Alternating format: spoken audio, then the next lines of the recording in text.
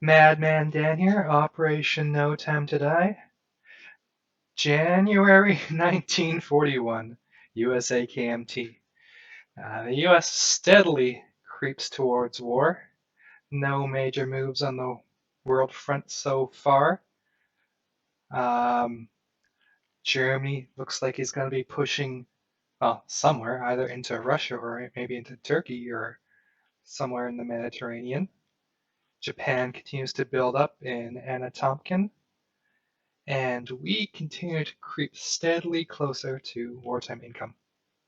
So, we have selected brown as our lucky dice today. So hopefully we will get something a bit better than one or two.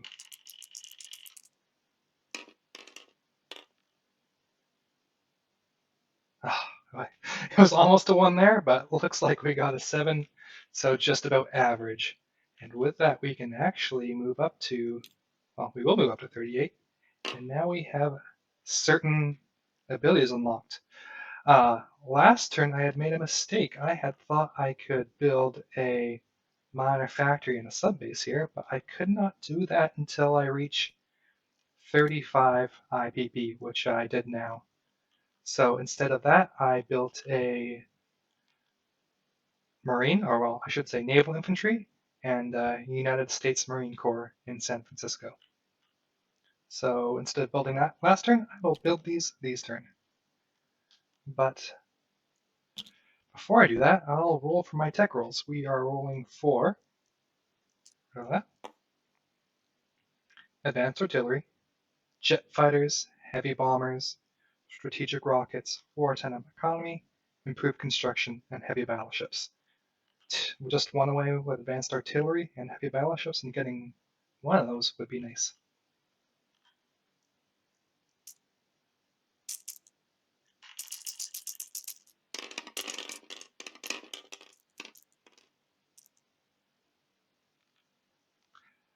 Well, at least we got one tech, and that would be strategic rockets.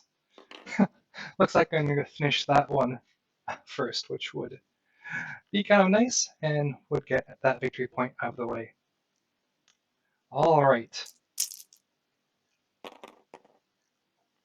Get rid of these, get rid of these. So, Churchill has requested that America send him 15 IPP, which is the maximum he can, and Americans being friendly Americans? Friendly, peace-loving, what were the Americans called? The Arsenal of Democracy. That's what we were.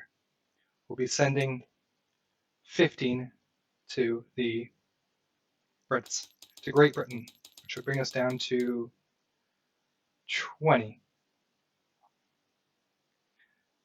We will build a minor factory and subbase for, well, 35 IPP. I can reinforce the Pacific Islands, so I might actually do that first instead.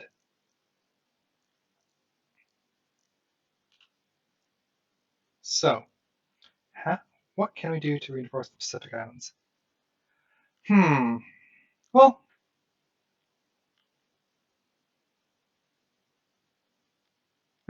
let's spend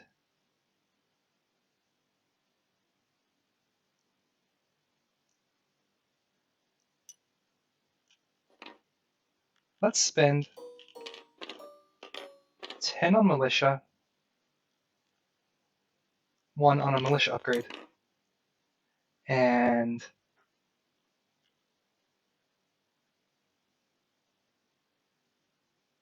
you know what? That will actually be fine. The KMT will save their money and end up with $4. So we're down to 8. $8 left. Let's send. Oh, right. I was supposed to send $1 to the Free French. I will spend $4 and send What do we want in KMT? We will give them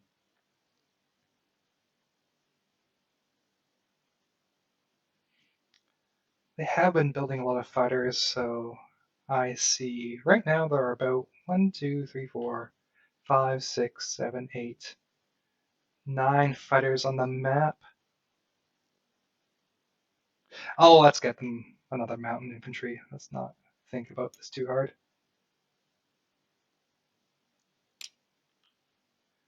So we're down to $3 more, and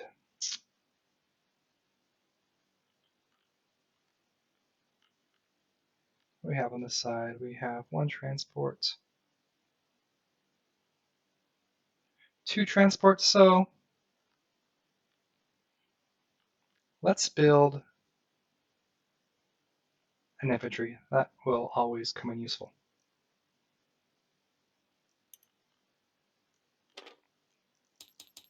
I may have had an extra dollar saved from last turn, but we will review our video later or our old video and figure out exactly how much we have, but we are close to spending it all. Okay, now at 35 IPP, I can do more than just reinforce the islands. I can move ships in the Pacific, build facilities, and send units to Pacific Islands. Units moving to Pacific Islands must end movement in or bordering land zones, may perform escort duty for Allied Convoy Lines in the Atlantic Ocean.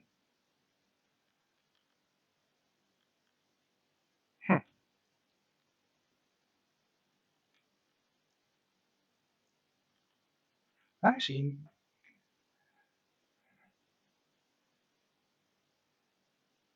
no, I am going to pause the recording for now and do a little bit of tacticalization. I will be right back. I am back. After careful deliberations, I have a rough idea of what I'm planning on doing this turn. I'm going to amend my buy. Instead of buying an infantry, I will upgrade which will leave me with $4. I did save an additional one from last turn because I did miss my buy.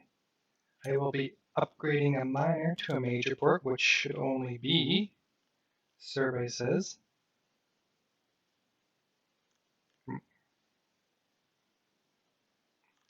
4 IPP. So that should be the rest of my money. Okay, so we've got purchases, again to summarize, a mountain infantry to KMT, $1 to Free France, 15 to Great Britain, 10 militia, a militia upgrade, which let's get the right sculpt, and a major port. Okay, so on to non-combats. I may as well begin to consolidate my forces. I can strategic naval move this transport. 1, 2, 3, 4, 5. Can I get home to the US? 1, 2, 3, 4, 5. No, the best I'm going to get is to the Hawaiian Islands, and that is fine. This American destroyer will go 1, 2. Well, let's go 1, 2, 3.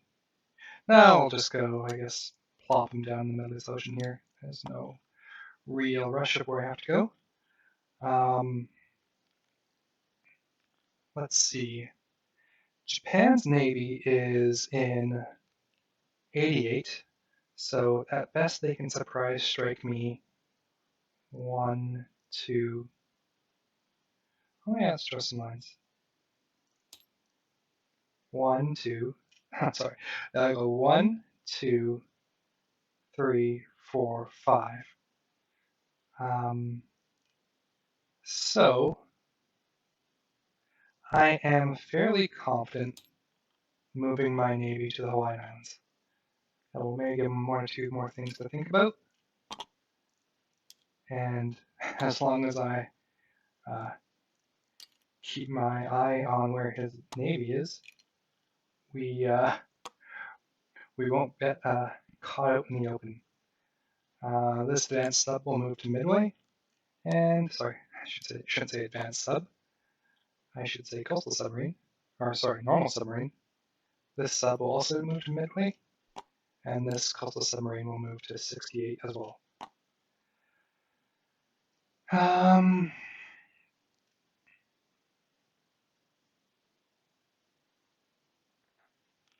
can always move these units back. So I will move this fleet here too. And I will also pick up these 4 infantry class units. And I realize I'll just go ahead and summarize this all in a moment. So, in C-Zone 94,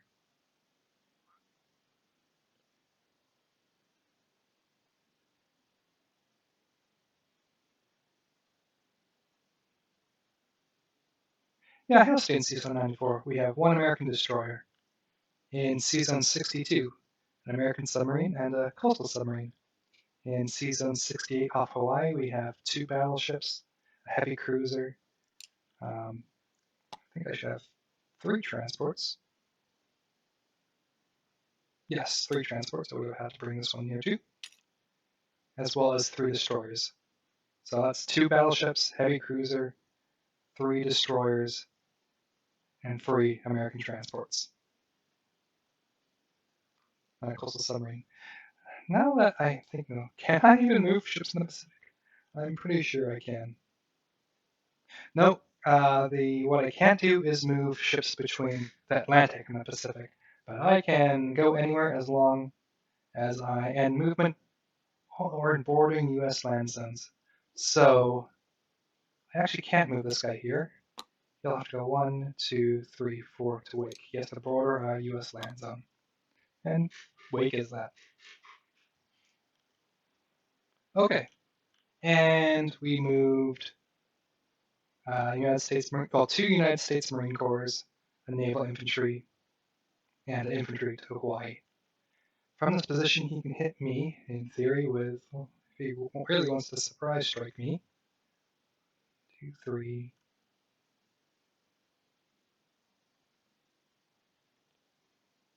He only can really hit me with maybe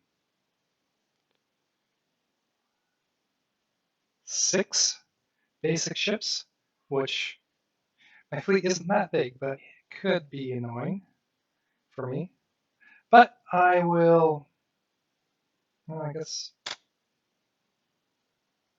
and I might as well move these planes to Hawaii as well. In that case, I'll just move the 79th icon to Hawaii.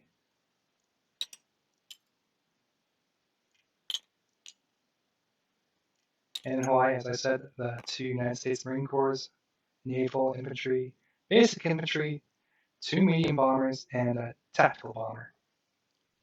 All right, so that, I believe, is my moves in the Pacific. And in the Atlantic, I will also be moving some stuff. We will take these 2 infantry and land them in Puerto Rico. And that will take transport. We will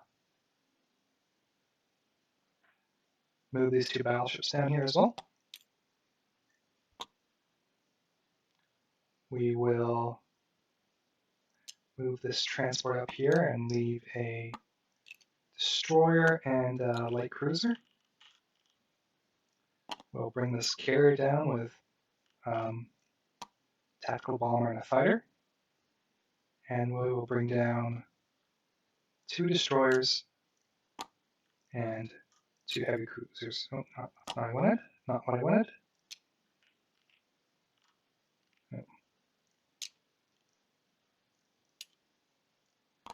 What else? We have a destroyer here, which will move into the zone, as well as a light cruiser. And that's all I pretty much want to do on this side of the board. So in summary, I have a coastal submarine in C-Zone 30, a coastal submarine in Sea Zone 43, along with 2 transports, a light cruiser, and a destroyer. And in Sea Zone 76, I have a carrier with a tactical bomber, a fighter, a transport, 2 battleships, 2 heavy cruisers, 3 destroyers, and a light cruiser. And with that, I think I should have probably done combat with KMT. Sorry about that. But I don't think there's any really good places to bomb. Well, now that I see it, I might as well. No, he could scramble to Shantung, so I won't want to do that. I think he's finally got everything pretty well covered for now. But I think that bomber's doing its purpose. He's had to spread out his fighters, and I'm at least keeping him busy. We won't do any combats then. We won't do any non-combats either in China, so we can just skip to place units. So the KMT will be receiving a mountain infantry, which will move them back up to, well, not back up to, I should say, 3, 4, 5, 6 mountain infantry in Yunnan. I made a mistake last turn, and, well, I moved an infantry into Quichao, and I realized that wasn't what I wanted to, so I asked the guys if I could move it back, and he has moved back to Yunnan. So in summary, I should have, in addition to what was there last turn, 6 mountain infantry and back to 14 infantry. And, well, 6, sorry. I'll just summarize the whole land zone. 6 mountain infantry, 14 infantry, 5 militia, a strategic bomber, 5 artillery, and 3 anti-air guns. And now we can finally move on to place units. We will have 2 militia and infantry going up into the Philippines.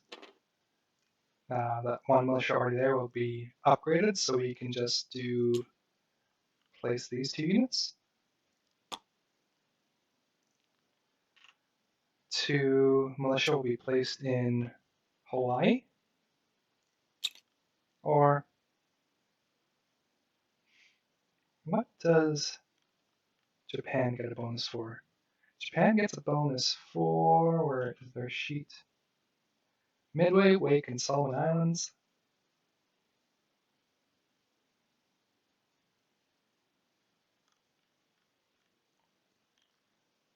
So I could drop it to Midway and Wake, but I would rather keep them in Hawaii. So I'm just going to leave place 2 militia in Hawaii. Next, let's see, I have 1, 2. I'm going to place my final militia in Samoa. So that leaves me with 2 militia and infantry in the Philippines, 1 infantry in Samoa, and 2 infantry placed into the Hawaiian Islands. What else? We are building a major port. This will go in Puerto Rico. And we are giving the British a big chunkin' $15. So they're up to 50 is going to my calculations. And Free France will go up to 10. And with that, that is the end of January 41 and the end of the longest American turn, I think, so far.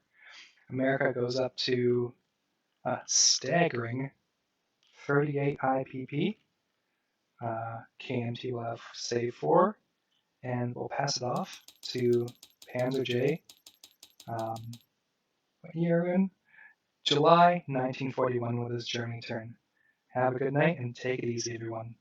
Bye.